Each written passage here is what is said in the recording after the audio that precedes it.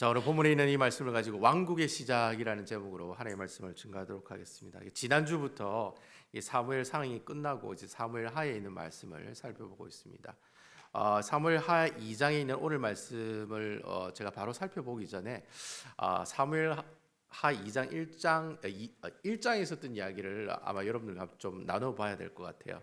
왜냐하면 지난주에 제가 사무엘하 1장에 있는 말씀이 전반부 내용만 살펴봤거든요. 1절에서 16절에 있는 전반부 내용을 살펴봤는데 사실 17절에서 27절까지가 1장의 후반부에 나오는 말씀이에요. 근데 이 후반부에 나오는 이 말씀이 오늘 사무엘하 2장에 있는 이 말씀이 서로 이렇게 연결이 되는 말씀이기 때문에 그래서 오늘 제가 1장의 전반부에 있는 말씀을 한번 이렇게 리마인드 해드리고 그리고 1장 후반부에 있는 말씀 그리고 또 계속해서 2장에 있는 말씀을 연결해서 오늘 이 하나의 말씀을 증거해 나가도록 하겠습니다. 지난주에 살펴봤던 내용이 1장 1절에서 16절의 전반부에 나오는 이야기의 내용입니다. 이제 다윗이 이제 시글락에서 휴식을 취하고 있었죠.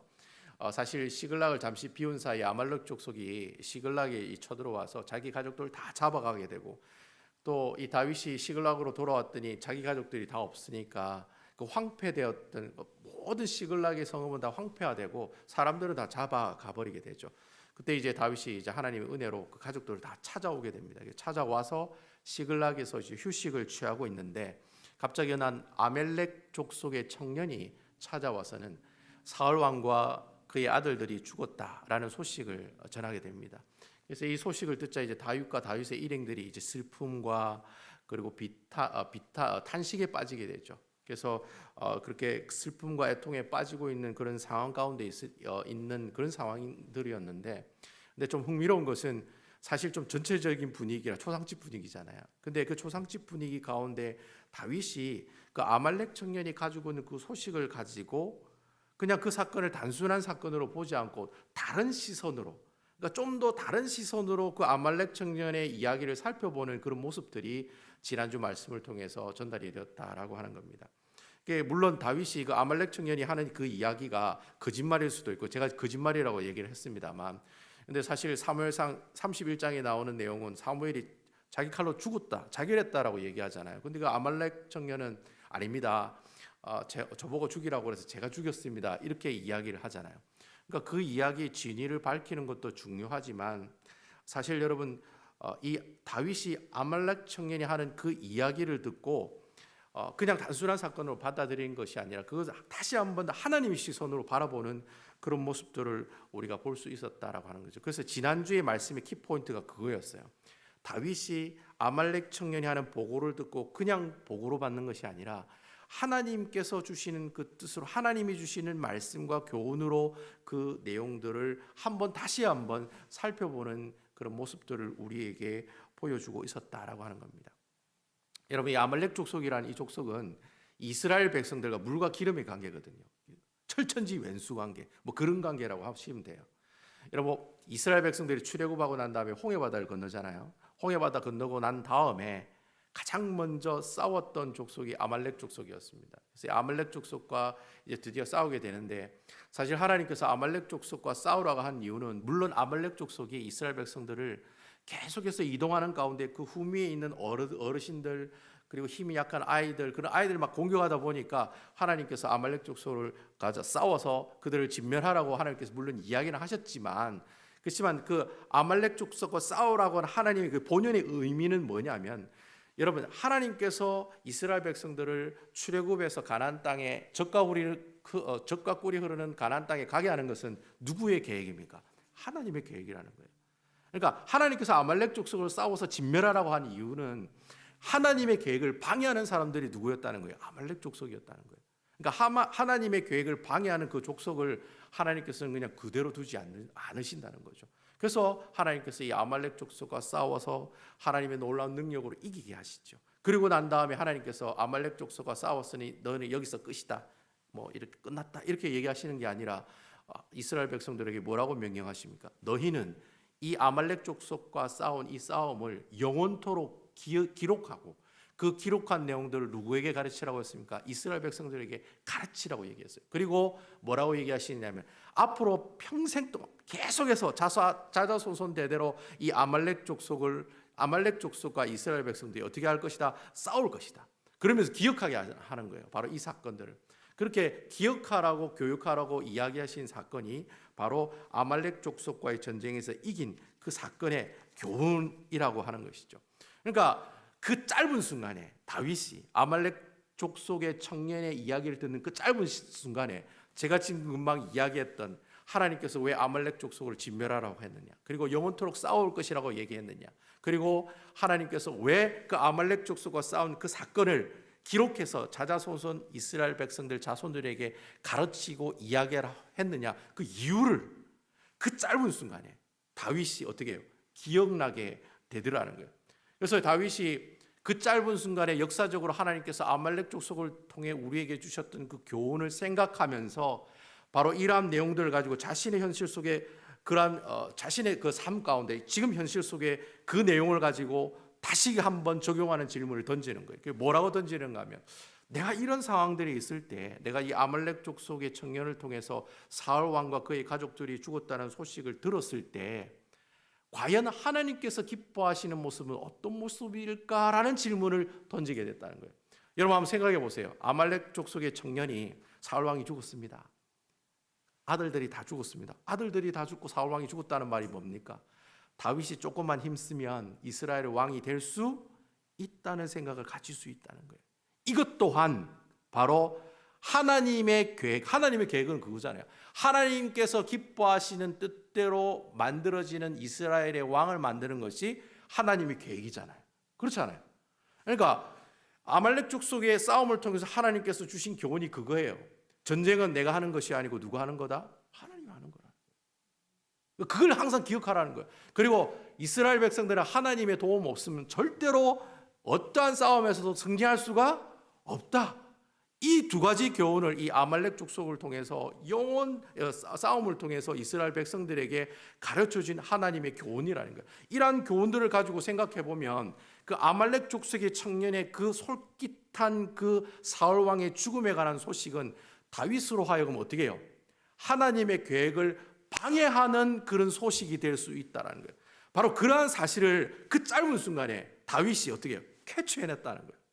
그래서 다윗이 참으로 그래서 신학자들이 이러한 장면을 두고 뭐라고 얘기했습니까? 다윗을 때로는 신학자와 같은 능력을 가지고 있는 사람이라고 이야기한다고 제가 지난주에 말씀드렸거든요. 다윗이 그 짧은 순간에 그러한 내용들을 캐치하면서 어떻게 해요? 이거는 이 아말렉 족속을 하나님께서 만나게 해주신 것은 내가 내 스스로 왕이 될 수 있다는 마음을 가지게 하는 바로 아말렉 청년의 거짓 보고다. 그러니까 하나님의 계획을 방해하는 사람이다라고 판단을 한 거예요. 그래서 다윗이 이 아말렉 청년을 어떻게 합니까? 나중에는 죽이는 거예요. 죽일 때 말은 그렇게 죽여요. 네가 기름 부은 자를 죽였기 때문에 내가 말씀을 가지고 너를 죽인다라고 하면서 죽이거든요. 근데 실질적으로 다윗이 그 아말렉 청년을 죽인 이유는 그거예요. 네가 하나님의 계획을 어떻게 해요? 방해하는구나. 왕은 내가 되는 것이 아니라 누가 왕이 되게 해주셔야 돼요? 하나님이 왕이 되게 해주셔야 되는 거예요.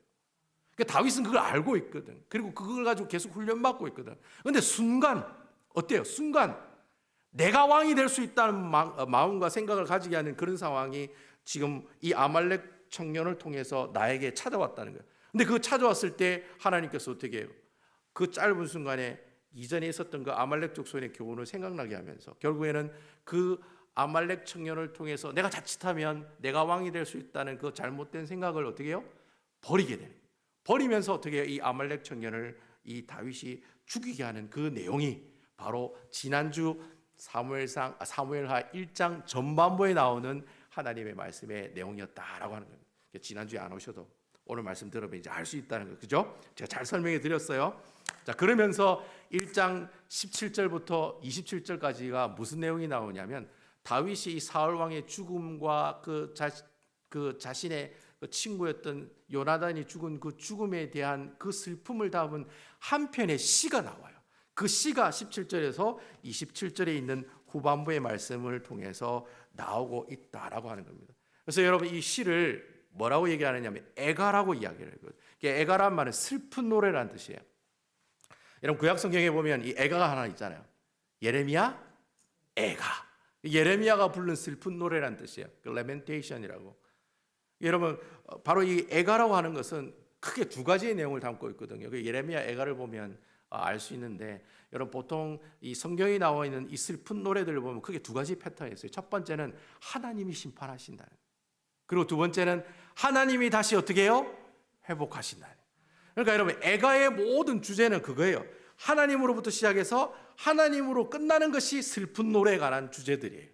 그런데 여러분 오늘 우리가 그 17절부터 27절에 있는 말씀을 쭉 읽어보시면 다윗이 사울 왕의 죽음과 다윗 자신의 찐친인 요나단의 죽음에 대한 슬픈 노래를 짓고 있는데, 근데 재밌는 것은 다윗이 지은 이 애가를 잘 살펴보면 하나님에 관한 내용은 눈꼽만큼도 안 나온다는 거예요. 처음부터 끝까지 머리부터 발끝까지 무슨 얘기가 나와요? 슬프다, 애통하다, 왜 나를 나의 사랑하는 친구야, 내가 사랑하는 왕이여, 막 이런 인간적이고 감정적인 그런 내용들만 나와 있는 내용이 바로 오늘 이 본문에 나오는 이 애가의 모습들이다라고 하는 겁니다. 여러분도 잘 알다시피 사울 왕은 이 다윗의 장인어른이죠. 미갈이라고 하는 이 첫 번째 아내의 아버지가 사울 왕이었잖아요. 그리고 요나단은 다윗의 절친이었거든요. 나이가 많아요. 성경을 통해 살펴보면 요나단이 다윗보다 나이가 훨씬 더 많아. 엄청나게 많아요. 그런데 서로 절친이었다는 거예요. 요즘 말로 말하면 찐친이었대. 찐친이라고 알아요. 찐이야 하고 막 이래 나가는 노래 있잖아요. 찐친이야, 찐친. 진짜 친구라는 거예요. 근데 여러분 다윗은 근데 여러분 그렇게 사울 왕은 장인어른이요. 요나단은 자기 찐친인데, 근데 여러분 한번 생각을 해보세요. 그러면 두 사람의 관계가, 사울 왕의 관계가 요나단의 관계, 물론 요나단과는 서로 찐친이었지만 사울 왕의 관계가 서로 아주 좋은 사이가 돼야지 그게 정상적인 모습이라는 거예요. 근데 여러분 실질적으로 다윗이 사울 왕과 어떤 관계였습니까? 철천지 왼수 관계였잖아요. 10년 동안 사울의 칼에 피해 다니면서 도망 다니고, 내가 기름 부음 받았다는 이유 하나만으로, 나도 기름 받았는데 니도 기름 받아, 그럼 네가 왕이 되겠다는 말이네. 그러면서 사울 왕이 칼을 들고 10년 동안 다윗을 죽이러 다니잖아요. 다윗은 그래서 계속 도망자의 삶을 살아가게 되고, 도망만 다녔습니까? 도망 다니는 가운데 온갖 자존심 여러 군데 막 스크래치 당하고 존심 상하게 되고, 뭐 어떻게 해요? 자신의 가지고 있는 인간적인 모든 존엄까지 다 떨어지는 그런 인격 모독의 순간까지도 경험해 나가는 그러한 삶을 살아갔던 사람이 바로 다윗이었다는 거예요. 갈 데도 없어가지고 막 이리저리 망명하면서 다니잖아요. 저쪽으로 모압 쪽으로 갔다가 다시 블레셋으로 갔다가, 블레셋도 한 번 간 거 아니라 두 번이나 가고, 그러한 삶을 살아갔던 이 다윗에게 이 사울 왕은 어떤 존재입니까? 원수 같은 존재죠. 보면 그냥 팍, 성경 나오면 안 되는데 어쨌든 이렇게 하고 싶은 존재가 누굽니까? 바로 사울 왕이라고 하는 사람의 존재였다라고 하는. 근데 여러분 오늘 본문의 말씀에 보면 그 사무엘하 1장의 후반부의 말씀에 그 다윗의 애가를 보면, 이 원수 같은 왕이 죽었으면, 사울 왕이 죽었으면 여러분 어떠한 느낌이 드는 것이 정상적인 모습이겠습니까? 오 주님 할렐루야 감사합니다. 그 원수 같은 그 사울 왕이 드디어 죽었네요. 할렐루야 감사합니다. 드디어 이제 저는 불행 끝 행복 시작입니다. 할렐루야 주님 감사합니다. 여러분 이런 반응이 보이는 것이 당연한 반응의 모습들이라는 거예요. 사울 왕이 죽었다는 소식 듣는 그 순간에 내가 잔치는 못해도 속으로는 너무너무 좋아가지고 웃으면서 잠을 잘 수 있는 그런 분위기가 되는 것이 어떻게 해요? 우리가 인간으로서 가지고 있는 당연한 감정의 모습들이다라고 하는 거예요. 그런데 여러분 다윗이 지금 어떤 행동을 하고 있느냐? 바로 지금 원수 같은 그 사울 왕이 죽었는데도 불구하고 그 다윗은 슬퍼하면서 인간적인 애가를 짓고 그 사울 왕의 죽음을 어떻게 해요? 애통해하고 있다라고 하는 겁니다. 한마디로 말이 안 되는 상황이라는 거예요. 인간적으로 생각해 볼 때도 이건 도저히 이해할 수 없는 행동이라는 거예요. 꼴 보기도 싫은 사람을 계속 보는 것도 스트레스 받는데, 그 사람을 위해서 시도 짓고 애통해하는 그런 슬픔의 모습들을 표현하는 이 애가를 지었다라는 것은 상식적으로 생각해도 우리가 좀 이해할 수 없는 그런 모습이다 할 수 있다라고 하는 것이죠. 근데 여러분 중요한 것은 바로 다윗의 이러한 모습들을 우리 하나님께서는 정말로 원하고 원하셨다는 거예요. 여러분 아멘입니까? 하나님이 그 모습을 원하셨다는 거예요. 원수 같은 그 사울 왕도 내가 사랑하는 마음을 가질 수 있는 그런 인격으로 변화된 사람으로 살아가는 것이 하나님께서 이 다윗을 향해 주시는 하나님의 마음이었다는 것. 그러니까 자신이 힘들고 고통하는 이 상황 가운데서 그 고통과 그 어려움이 그 사람 때문에 오는 것이 아니라 누구 때문에 오는 것이라고 고백하고 있는 거예요. 하나님께서 내게 주시는 거다라고 고백하고 있다는 거예요. 여러분 교회 안에서 여러분 김 집사 얼굴 보기가 좀 거시기 하고 이 집사 얼굴 보기가 좀 거시기 하고 그래서 뭐 얼굴 안 보고 나는 1부 예배하고 그 사람이 2부 예배하고 그런 사람들이 있어요. 여러분 교회 다니다 보면 일부러 막 2부 예배 오고 막 1부 예배 오고 안 보려고 보면 스트레스 받으니까 은혜 충만 다 날아가니까 일부러 얼굴 안 부딪히려고 밥 먹으러도 안 가. 예배 마치고 그냥 가. 그 사람 얼굴 보기 싫어가지고. 그렇잖아요 여러분. 그런데 여러분 그 상황이 그 사람 때문에 오는 게 아니라 누구 때문에 누가 주신 거라고요? 하나님이 내게 주신 상황이다라고 고백하는 사람. 이 사람을 하나님께서 원하셨다는 거예요. 거기다가 여러분 그 사람의 고통을 그 사람을 위해서 뭐 해주는 것? 기도해주고 슬퍼해 줄 줄 아는 사람. 꼴보기 싫은 사람, 아유 뭐 어디가 지나가다가 막 그냥 뭐 어떻게 막 대라 뭐 이런 마음을 가지는 게 아니라 오히려 그 사람이 오히려 더 잘 되기를 원하는 마음으로 기도해주고 그 사람의 그 아픔이 있으면 같이 슬퍼해주고 바로 이러한 사람을 우리 하나님께서는 너무나도 원하고 원하셨다는 거예요. 왜 하나님이 그런 다윗의 모습을 원하셨느냐? 이유는 한 가지예요. 바로 그러한 사람이 하나님 나라의 왕이 될 수 있는 자격이 될 수 있기 때문에. 그러한 마음을 갖고 있는 사람이 앞으로 이스라엘의 왕이 될 수 있는 자격을 갖추고 있는 사람이 될 수 있기 때문에 하나님은 그러한 모습들을 너무나도 원하고 원하셨다라고 하는 거예요. 여러분 우리가 어떻게 원수를 사랑할 수 있습니까? 원수는 죽여야지. 원수는 죽여야지. 원수는 어떻게 이렇게 처리해야 하는 것이 인간의 상식적인 모습들인데 여러분 우리가 어떻게 원수를 사랑할 수 있습니까? 절대 그럴 수 없다는 거죠. 그럼에도 불구하고 예수님께서 마태복음에 보면 내 원수를 사랑하라 이래 얘기 안 했거든요. 뭐라고 얘기합니까? 내 원수를 내 몸같이 사랑하라고 돼요. 내 몸같이 사랑. 예수님께서 그냥 사랑하라 이래 얘기한 게 아니라 내 원수를 내 몸같이 사랑하라고 이야기하고 계신다는 거예요. 저는 개인적으로 생각해 볼 때 제자들이 이 이야기를 들었을 때 제자들이 바로 수용할 수 있었을까? 저는 아니라고 생각해요. 그 당시 여러분 예수님 제자들의 원수들은 누굽니까? 바리새인들과 서기관들이요. 또 그 이스라엘을 지배하는 로마 군인들이었어요. 왜냐하면 그 사람들에게 너무 핍박과 고난을 많이 받고 있기 때문에 바리새인들과 서기관들이 예수님을 죽이려고 막 이렇게 막 열을 올리고 있었기 때문에 그런 사람을 사랑하래. 예수님을 핍박하고 예수님을 고난을 주고 고통을 주는 그 사람, 그 바리새인들을 사랑하래.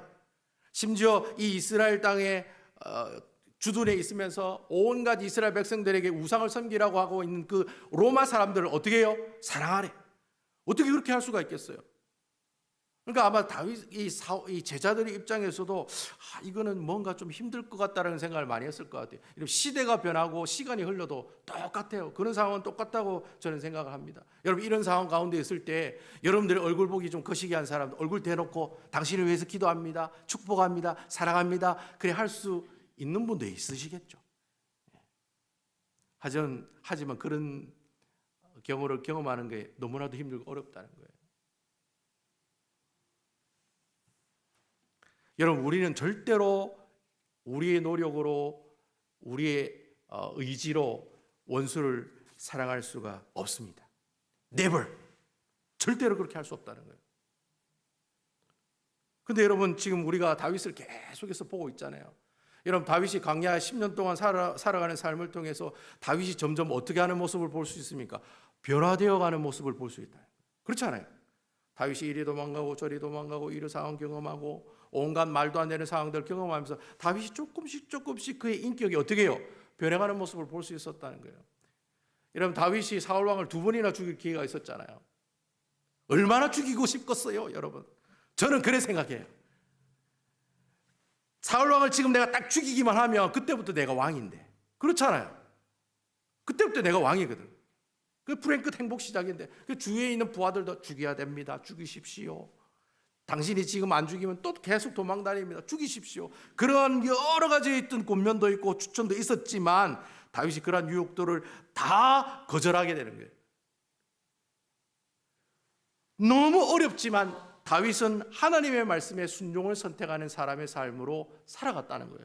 저는 이 표현이 굉장히 멋있는 표현이라고 생각해요. 제가 짓고 제가 만들었지만 너무 좋은 표현이라고 생각해요. 어떤 표현이지만 어렵지만 순종한다는 거예요. 아멘입니까? 어렵지만 순종하는 거예요. 내가 그 사람 얼굴 보기 힘들지만 하나님께 순종하는 거예요. 내가 이게 정말 하기 싫지만 하나님이 하라고 하기 때문에 순종하는 거예요. 하나님께서는 절대로 기름 부은 자를 죽여서는 안 된다고 말씀하셨고, 다윗은 그러한 하나님의 명령에 순종하기 힘들었지만 그래도 다윗은 그대로 순종하더라. 그래서 한 번 살려주고 두 번 살려주고 그렇게 순종하다 보니까 하나님께서 다윗을 어떻게 하시는 거예요? 함께 하시는 거예요. 여러분 아멘입니까? 하나님이 함께 한다는 자체가 복이에요. 순종하다 보니까 하나님이 나를 인도하시고 하나님이 나와 함께 하시고 하나님 나와 동행하시는 놀라운 역사들이 나타나더라는 거예요. 그러니까 여러분 다윗이 지금 이렇게 광야에서 계속해서 변화되는 삶을 살아가는 것은 어떠한 모습으로 변화되는 모습으로 살아가게 되는 자기 생각보다는 누구의 생각이 하나님의 생각 먼저 생각하는 거예요. 그리고 자신의 뜻보다는 누구의 뜻을 먼저 생각해요? 하나님의 뜻을 먼저 생각하는 거예요. 그러면서 이 다윗이 점점 변화되는 삶을 살아가게 되다가 그 변화된 삶의 최종적인 도장을 찍는 사건이 바로 사울 왕을 향해서 뭘 지어요? 애가를 짓는 모습이라는 거예요. 그 원수 같은 사울 왕을 그가 10년 동안 변화되고 어렵지만 순종하더라. 그런 삶을 계속 살아가다 보니까 결국에는 사울 왕의 죽음을 애통해하며 그를 위해 탄식하며 기리는 애가라는 이 슬픈 노래를 지어서 어떻게 해요? 성경 말씀에 기록하는 놀라운 모습들을 우리에게 보여주게 되더라. 여러분 원수는 내가 사랑하는 게 아니에요. 하나님 나와 함께 하실 때 원수를 사랑할 수 있는 것입니다. 이러한 놀라운 역사가 여러분들 삶 가운데 있기를 주님의 이름으로 축원드립니다. 안 되면 되게 하라고. 이거 해명된 구호가 아닙니다. 안 되면 주님 앞에 기도하면 됩니다. 아멘이시지요? 사랑하기 힘들어도 사랑하려고 했으면 하나님께서 언젠가는 내가 사랑하려고 마음을 가지지 않아도 자연스럽게 그 사람을 찬양하고 축복하고 칭찬하는 그런 변화된 저희 모습, 우리의 모습들을 바라보는 여러분 될 줄로 믿습니다. 자, 이런 훈훈한 얘기가 1장 후반부에 나오는 거예요. 그러면서 2장에 있는 말씀으로 오늘 말씀을 통해 시작이 되고 있다라고 하는 겁니다. 우리 1절에서 3절에 있는 말씀, 우리 다 같이 하나님의 말씀 한번 읽어볼까요? 1절 제가 읽고 2절 여러분들이 읽고 3절은 다 같이 읽도록 하겠습니다. 2장 1절입니다. 그 후에 다윗이 여호와께 여쭈어 가로되 내가 유다 한 성읍으로 올라가리이까 여호와께서 이르시되 올라가라. 다윗이 아뢰되 어디로 가리이까 이르시되 헤브론으로 갈지니라.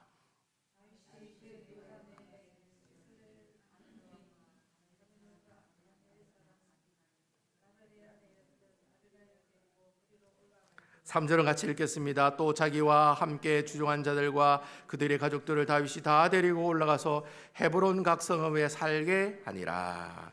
자, 사울 왕이 죽었다는 소식을 들었을 때 다윗이 이제 다 부서진 성읍에 있는 그 시글락이라는 곳에 있었다고 제가 말씀드렸죠.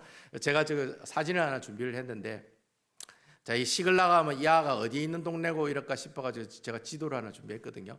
저 여기 보시면 저 바닷가 쪽에 동그랗게 있는 저기가 이제 시글락이라는 곳입니다. 녹색으로 이제 표시가 되어 있네요. 그리고 여러분 오른쪽에 보시면 빨간색 동그라미가 있죠. 저기가 바로 이제 헤브론이라고 하는 곳입니다. 그러니까 여러분 이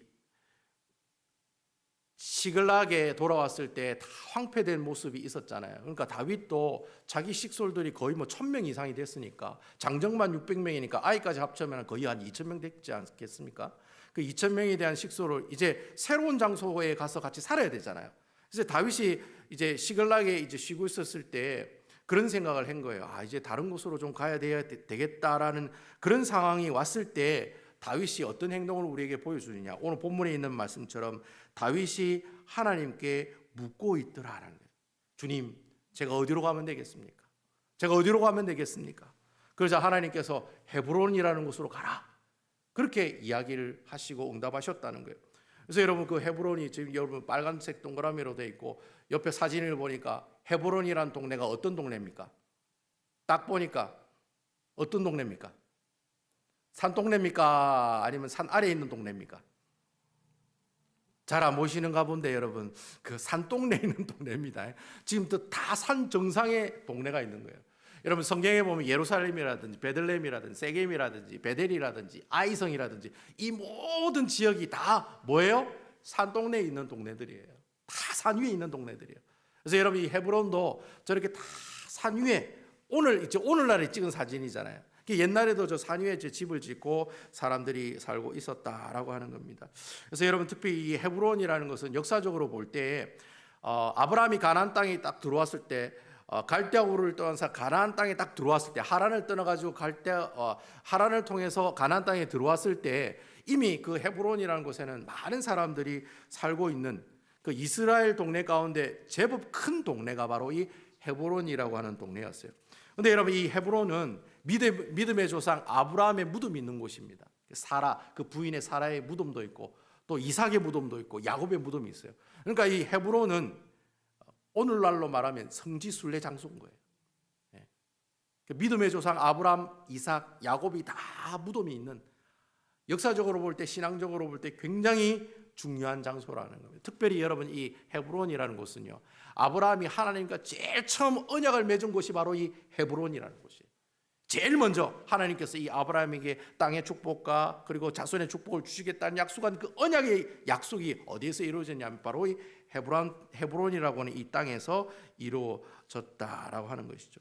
그래서 결국 여러분 이 하나님께서 이 헤브론이라는 이 장소를 통해서 하나님께서 어떻게 해요? 이미 오래전부터 이 다윗이 사람들을 데리고 이 헤브론이라고 하는 이 땅에 갈 수 있도록 하나님께서 이미 오래전부터 어떻게 해요? 다 이렇게 역사적으로 신앙적으로 다 어떻게 해요? 준비해 놓으셨다는 바로 그 장소에 누구를 보내시는 겁니까? 다윗을 보내시고 계신다. 근데 그 헤브론으로 가는 그 모든 길의 여정에 제일 먼저 시작되는 것이 바로 뭐예요? 다윗이 하나님 앞에 기도하는 일에서부터 그 내용이 시작이 되고 있다.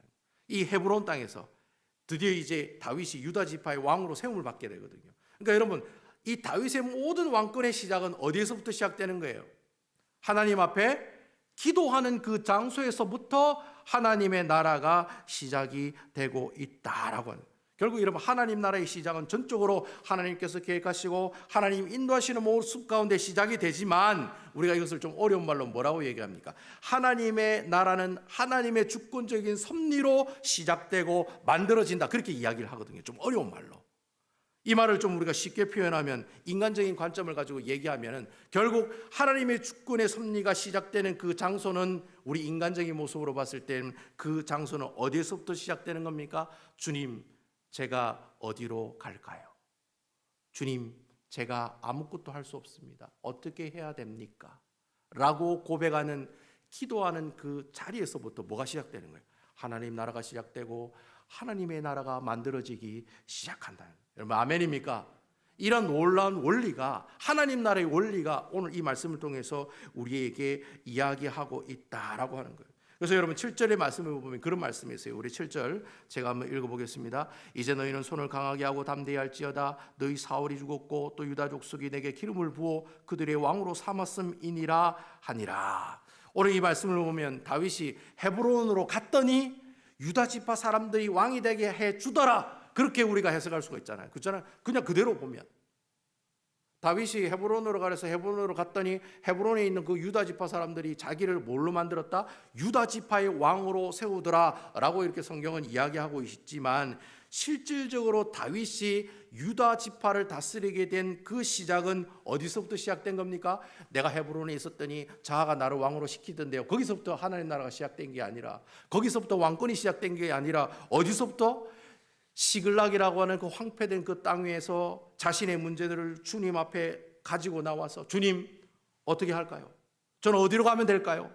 라고 하나님 앞에 기도하는 그 순간부터 다윗의 왕국은 어떻게 해요? 시작이 되었다라고 하는 거예요.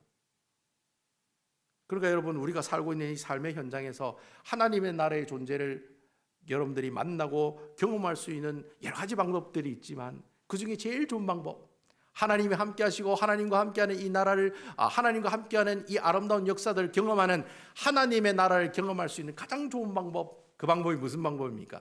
바로 하나님 앞에 기도하는 자리에 나가는 방법이라는 거예요. 아멘이시죠? 그래서 기도하는 거예요. 내가 이거 해주세요, 저거 해주세요, 그것 때문에 기도하러 나가는 게 아니에요. 모든 하나님의 일의 시작이 바로 뭐에서부터 시작되는 거예요? 내 입술을 통해. 나는 아무것도 할 수 없어요. 주님, 저보고 어떻게 하라는 거예요? 제가 아무것도 이 문제를 해결할 수 없어요. 주님, 저는 어떻게 하면 좋아요? 바로 그러한 고백을 들고 주님 앞에 나오는 그 순간부터 하나님은 일하신다. 아멘입니까, 여러분? 그때부터 하나님이 일하시는 거예요. 그냥 하나님은 그때 이전까지는 손에 이렇게 복해서 손 놓고 가만히 계시다가 내가 하나님, 저는 아무것도 할 수 없어요. 좀 어떻게 하면 돼요? 그렇게 여러분 자신의 문제를 들고 주님 앞에 나와서 자신의 문제를 토로하는 그 순간부터 하나님께서 주머니에 손 빼시고 그래, 한번 들어보자. 그때부터 하나님께서 일하신다. 예수님께서 공생의 3년 동안 예수님께서 하신 여러 가지 사역 중에 제일 중요한 사역이 바로 기도하는 사역이었어요.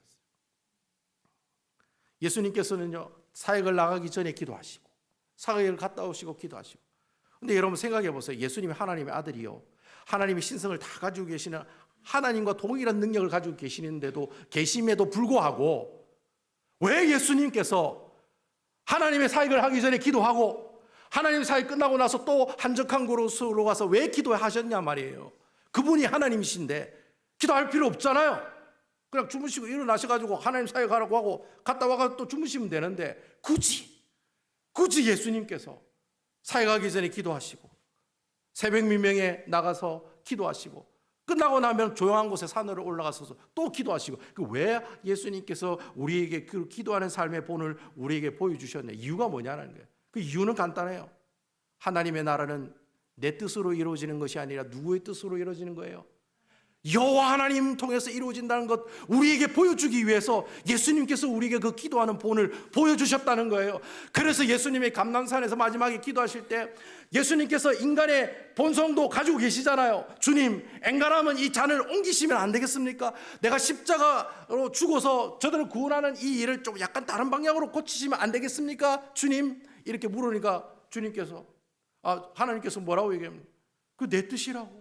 그러니까 예수님께서 그러잖아요. 주여, 내 뜻으로 마옵시고 누구의 뜻으로? 하나님의 뜻으로 이 일들을 감당하게 해달라고 하나님 앞에 기도하잖아요. 그러니까 예수님도 사역하면서 인간적인 본성을 가지고 있으신 분이기 때문에 혹여나 하나님의 능력으로 이 사역이 이루어지는 것이 아니라 봐라, 내가 이런 능력이 많아서 이런 능력이 일어나는 거야 라는 그런 인간적인 교만한 것, 자만한 심이 생길까 싶어서 우리 예수님도 내가 하는 그 사역이 내 뜻으로 이루어지는 사역이 아니라 하나님의 성부 하나님의 뜻으로 이루어지는 사역으로 나아가게 하기 위해서 그가 늘 사역하기 전에 기도하고 사역 끝나고 난 다음에 하나님 앞에 기도하는 시간들을 가졌다라고 하는 것입니다. 그러니까 여러분, 기도는 뭐예요? 내 뜻이 아니라 하나님 뜻이 이루어지게 해주옵소서라고 하는 액션이 바로 하나님 앞에 기도하는 거라는 거예요. 이거 주세요, 저거 주세요, 이게 기도가 아니에요. 주님, 내 뜻이 아니라 하나님 뜻으로 이루어지게 해주세요.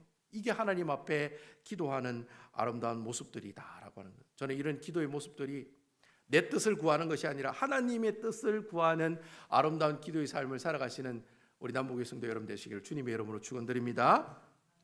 자, 이렇게 여러분, 하나님의 왕국이 시작되면서 하나님이 주시는 그 놀라운 주권적인 섭리가 기도하라는 거구나, 기도에서부터 그 왕국이 시작하고 있구나 라고 지금 이야기를 드렸어요.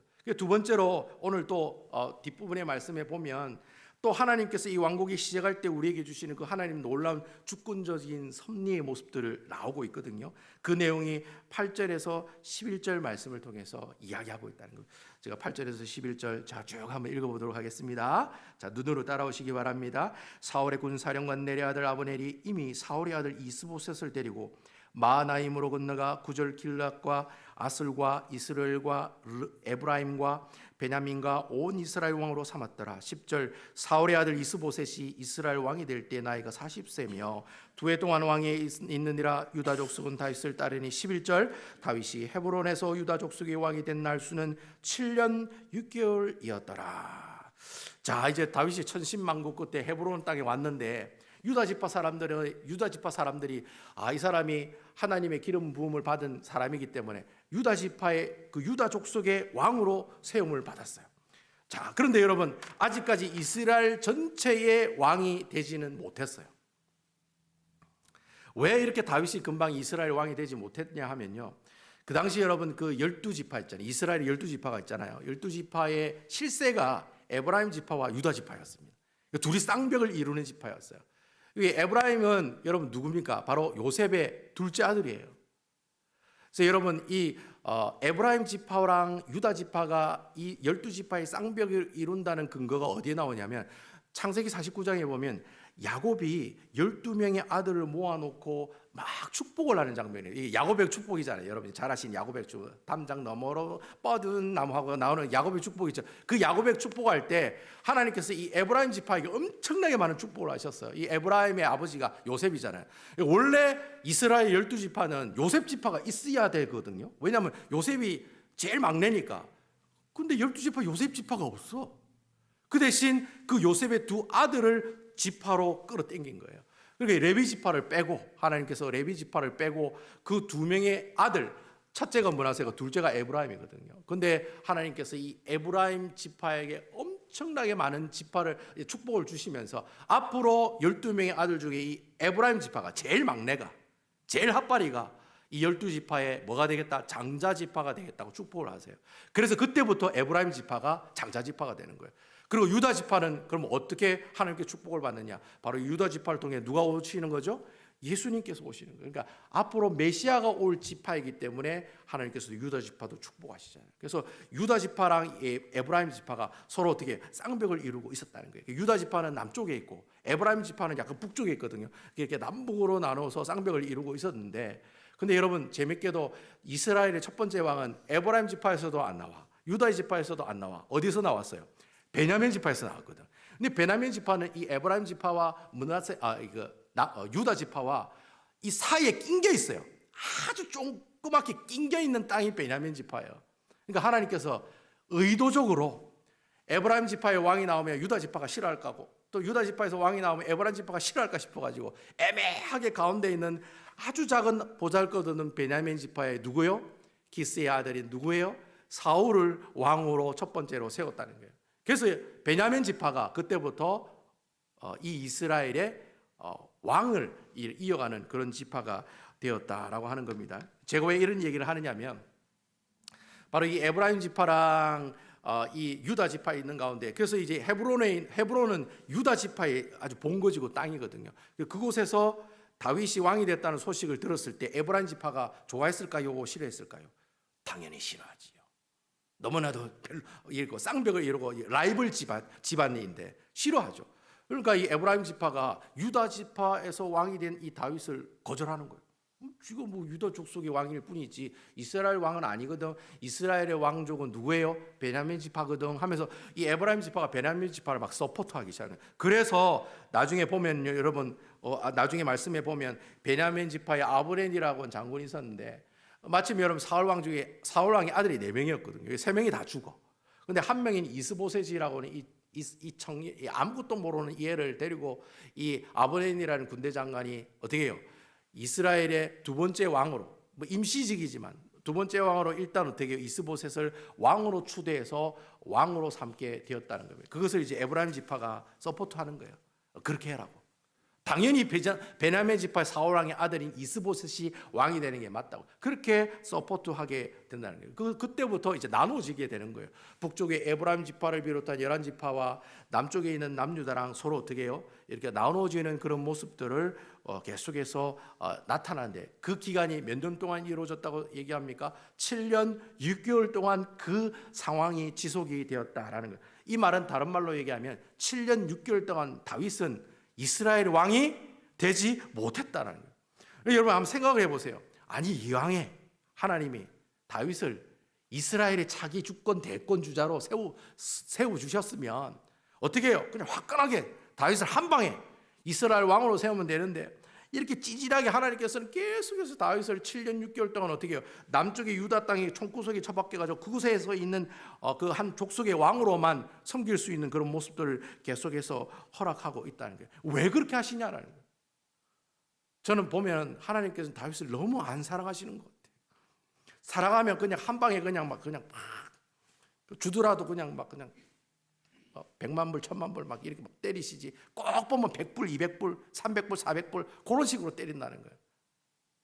그래서 어떻게 보면 하나님께서 다윗을 안 사랑하나? 사랑하면 그냥 팍팍 그냥 한 은혜를 주셔야 되는데 왜 이렇게 찔끔찔끔 주의 은혜를 주시면서 그것도 7년 6개월 동안 다윗으로 하여금 이스라엘 왕이 되지 못하게 하셨는가? 이거 다 이유가 있다는 거. 왜 그렇습니까? 하나님의 나라라고 하는 것은 사람의 생각과 사람의 노력으로 이루어지는 나라가 아니라는 거예요. 근데 그럼 하나님의 나라는 어떻게 만들어지느냐? 철저하게 하나님의 주권적인 섭리에 의해서 천천히 만들어지는 나라가 하나님의 나라라는 거예요. 그러니까 여러분, 하나님의 나라는 갑자기 막 그냥 성령 충만 받고 불 받아가지고 막 그때부터 하나님 나라가 시작되면 얼마나 좋겠어요, 여러분. 갑자기 내가 막 옆에 있는 남편한테 예수를 믿을지어다 하는 갑자기 남편이 할렐루야 아멘하고 얼마나 좋겠어요. 주님 정말 살아계십니다, 역사하십니다, 이래 간증도 하고. 그렇지 않겠어요, 여러분? 갑자기 암병에 걸린 사람에게 하나님의 은혜가 너에게 임하시어다 아멘하니까 갑자기 사람이 막 벌떡벌떡 일어나고 그런 역사가 나타나면 얼마나 좋겠어요. 근데 여러분, 성경에 보면 하나님께서 만들어 가시는 그 하나님 나라는 아주 천천히 만들어져 가더라는 거예요. 미어 터질 정도로, 속이 답답할 정도로 하나님의 나라가 만들어 가더라는 거예요. 그러면 그렇게 하나님 나라가 만들어가는 그 과정 가운데 다윗이 할 수 있는 일이 뭐겠습니까, 여러분? 다윗이 할 수 있는 일이 뭐겠어요? 그냥 무작정 기다리는 거예요. 하나님의 때가 될 때까지 기다리는 거예요. 그게 바로 여러분 오늘 우리에게 이 말씀을 통해 주시는 하나님 나라의 두 번째 원리라는 거예요. 기다리게 하시는 거예요. 그 기다리면서 어떻게 기다리는 거예요? 하나님의 말씀에 순종하면서 하나님의 때가 이루어질 때까지, 다윗이 이스라엘의 모든 12지파를 거리는 그 왕으로 세움을 받는 그때까지 하나님께서 어떻게 해요? 다윗을 기다리게 해 나가셨다라고 하는 거예요. 이게 바로 하나님께서 우리에게 주시는 오늘 이 본문의 말씀에 하나님 나라의 두 번째 원리의 모습들이다라고 하는 겁니다. 여러분, 다윗이 광야에서 뭘 배웠겠습니까? 기다리는 거 배웠겠지요. 하나님이 내게 하신 그 약속을 붙잡고 주님 바지가랑이 붙잡고 주님과 동행하는 삶을 살아가기를 애쓰는 사람이 되었겠죠. 그래서 그가 7년 6개월도 어떻게 해요? 그냥 쌈박하게 지나가는 거예요. 10년 동안 버텼는데 그 7년 6개월이 길어요? 그도 7년 6개월 동안 아주 편한 마음으로 유다 지파의 왕으로 있는데, 예전에는 10년 동안 사울의 칼을 피해가지고 짐승처럼 살았는데, 근데 지금은 어때요? 내가 유다 지파의 왕으로 7년 6개월 정도 내가 기다리는 것은, 하나님 때를 기다리는 것은 어떻게 해요? 자연스럽고 너무나도 당연한 일이었다라는 거예요. 그것을 훈련시키는 거예요. 하나님께서 다윗에게, 야, 하나님 나라의 왕이 되는 거 그거 쉬운 일 아니다. 금방 되는 거 아니거든. 네 노력과 네 의지로 이루어지는 거 아니거든. 바로 하나님 때가 왔을 때, 그때 하나님의 나라의 모습들이 본격적으로 네 눈에 나타날 거야. 그래서 여러분 7년 6개월 동안 하나님께서 그 헤브론이라는 총구석에 어떻게 해요? 박아놓고 계속 기다리게 하셨다는. 그러니까 여러분, 하나님께서 이 다윗 왕국을 준비하시고 시작하시면서 다윗에게 세 가지의 내용을 우리에게 계속해서 주고 있다는 거예요. 그 첫 번째가 뭐였습니까? 원수 같은 사람을 사랑할 수 있도록 하기 위해서 주님께서 준비시키더라는 거예요. 여러분 아멘입니까? 다윗이 그 원수를 향해서 애가를 지을 만큼 그 사람을 존경하고 그 사람을 축복할 수 있는 그 상황의 사람까지 하나님께서 준비시키더라는 거예요. 두 번째가 뭡니까? 다윗에게 문제가 있을 때마다 다윗이 누구를 찾아가요? 사람을 찾아가는 것이 아니라 그 문제를 들고 하나님께 기도하는 모습으로 나가는 모습. 그런 사람 만들려고 어떻게 해요? 하나님께서 다윗에게 그런 여러 가지 상황들을 허락해 주셨다. 세 번째가 뭡니까? 내가 하나님의 말씀을 끝까지 붙들고 하나님 때를 기다리면 하나님께서 어떻게 해요? 내 눈에 어느 때가 되면 내 눈앞에 하나님 나라가 축축축축 이루어지는 모습들을 우리가 경험하게 된다라고 하는 겁니다. 사랑하는 성도 여러분, 오늘 하나님께서 우리에게 네가 하나님의 나라가 시작되는 그 조건으로 세 가지의 내용을 우리에게 말씀하고 계세요. 원수도 사랑하는 사람이 되라, 기도하는 사람이 되라, 기다리는 사람이 되라. 아주 오랫동안 다윗이 건 20년이 되는 세월을 이스라엘 왕이 되기 위해서 준비하는 모습들을 우리에게 보여주신다는 거예요. 그러니까 여러분 신앙생활 하실 때 낙심하지 마세요. 목사님, 저는 가지고 있는 내 성격, 내 기질, 약한 습관들, 정말 내가 내 스스로를 보면 실망할 수밖에 없는 그런 상황을 경험하잖아요. 경험 안 하세요, 여러분? 경험하잖아요. 나도 목사인데 목사가 막 이래 살면 되겠나 막 서로 자책하고 그럴 때가 많거든요. 근데 여러분 그럴 상황이 있을 때마다 어떻게 낙심하지 마세요. 변하지 않는 나의 모습, 변하지 않는 남편의 모습, 변하지 않는 아내의 모습 보면서 어떻게 저 인간이 언제 변하나 이렇게 생각하면서 조급해하거나 낙심하지도 말고 어떻게 해요? 꾸준히 하나님의 응답이 있을 때까지 하나님 앞에 기도하러 나가는 거예요. 그리고 어떻게 해요? 꾸준히 하나님 말씀에 순종하며 그 하나님의 놀라운 때가 이루어질 때까지 기다리는 거예요. 그 인간이 변할 때까지 기다리는 거예요. 여러분 기다릴 수 있겠죠? 네, 그런 사람들이 많은가 보네요. 네. 기다려야 돼. 주의 마음을 품고 기다려야 돼. 그러면 7년 6개월이라는 시간이 후딱 지나가는 거예요. 할렐루야. 7년 6개월이 후딱 지나가는 거예요. 여러분 사무엘, 우리가 다음 주에 내용을 살펴보겠지만 사무엘하 3장 1절에 보면 그런 말씀이 있어요. 사울의 집과 다윗의 집 사이에 전쟁이 오가매 다윗은 점점 어떻게 지고 강하여지고 사울의 집은 점점 약하여 가니라. 저는 이 놀라운 축복이 여러분들의 축복이 되기를 주님의 이름으로 축원드립니다. 그러니까 여러분 내가 원수를 사랑하는 사람, 그리고 기도하는 사람, 기다리는 사람, 이 모습을 가지고 내가 준비해 나갔더니 우리 집구석을 하나님께서 어떻게 해요? 계속해서 강하게 하시더라. 야, 이거 생각만 해도 얼마나 할렐루야입니까, 여러분? 우리 가족, 우리 아들, 우리 자녀들 강하게 하시더라. 우리 직장, 우리 비즈니스 강하게 하시더라. 우리 교회 하나님께서 강하게 하시더라. 여러분 한 주간 여러분 살아가실 때 이 말씀 가지고 묵상하면서 살아가시면서 내가 기도가 부족하고 내 인격이 부족하고 기다리는 거 부족하지만 주님이 나와 함께라면, 제가 지난주에도 말씀드렸지만 세상에서 제일 맛있는 라면이 주님이 함께라면, 아멘이시죠? 주님이 함께라면 하나님께서 내게 보여주신 그 하나님 나라를 직접 여러분들이 목도하시고 경험해 나가시는 아름다운 귀한 한 주간의 삶을 살아가시기를 주님의 이름으로 축원드리겠습니다. 여러분 기도하실 때 그렇게 기도했으면 좋겠습니다. 주님, 그렇습니다. 다윗이 왕이 되는데 이렇게 많은 시간이 흘렀는데 원수를 사랑하는 마음, 기도하는 마음, 기다리는 마음 주님 주십시오. 7년 6개월이 그냥 눈 깜짝한 사이에 지나가는 놀라운 역사가 있었던 것처럼 저에게도 이런 놀라운 역사를 경험해서 다윗이 하나님의 나라의 놀라운 모습들을 경험했던 것처럼 저도 경험하게 해주십시오. 주님, 제가 살아가는 내 모든 삶의 현장에서 하나님 놀라운 역사가 일어나고 간증이 일어나고 참으로 놀라운 치유의 역사가 일어나서 하나님 살아계신다, 하나님 역사하신다, 하나님 나라 함께 하신다, 나와 동행하신다는 이 놀라운 모습들을 경험할 수 있는 주의 백성들 되게 해달라고 우리 다 같이 하나님 앞에 기도하며 나가도록 하겠습니다. 살아있는 하나님 아버지, 하나님 감사를